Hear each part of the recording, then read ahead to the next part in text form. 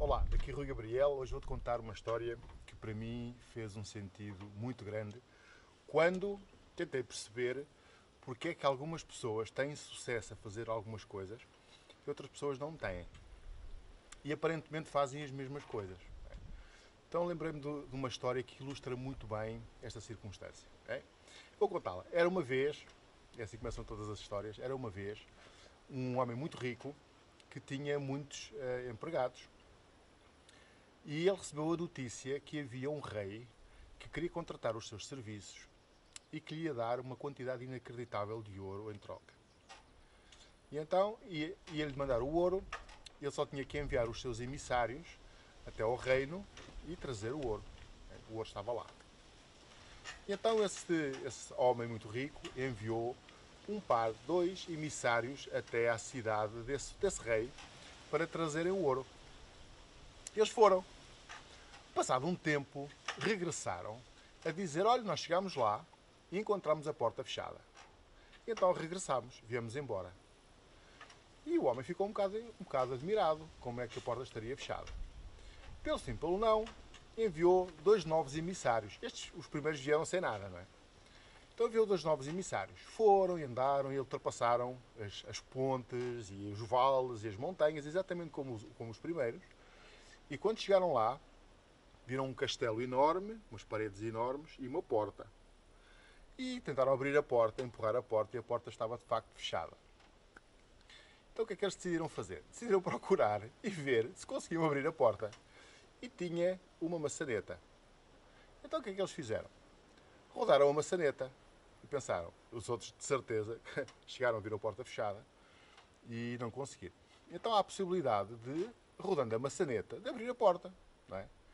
E eles rodaram a maçaneta. E então significa que se a porta estivesse no trinco e os primeiros não tinham conseguido abrir a porta, estes segundos conseguiriam, não é? Foi o que eles pensaram. O facto é que a porta continuava fechada.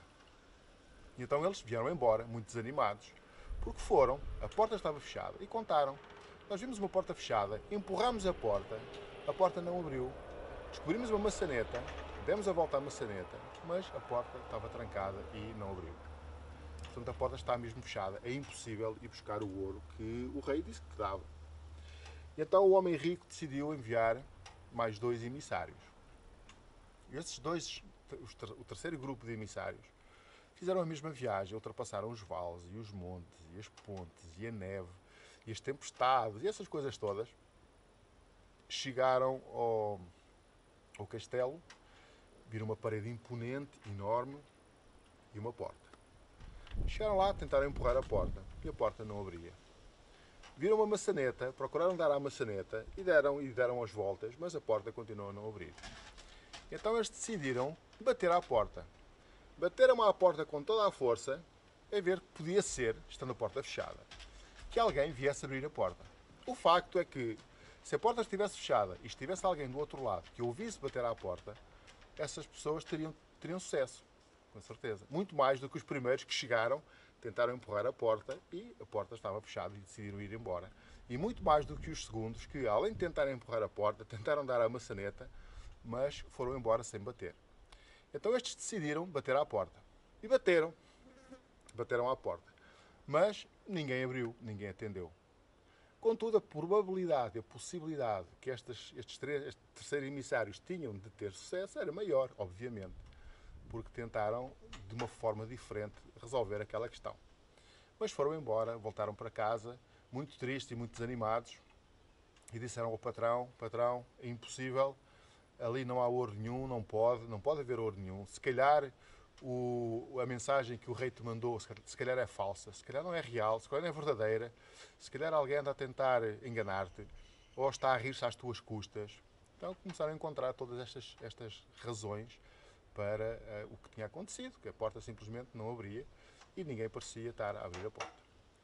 Mas o homem não se deu por vencido e decidiu enviar mais dois emissários. Eles foram, passaram a viagem, foi uma viagem difícil, a chuva e o vento e os rios e as pontes e a neve e essas coisas todas. E passaram. Chegaram lá e viram uma parede enorme, uma porta, e depois empurraram a porta e a porta realmente estava fechada.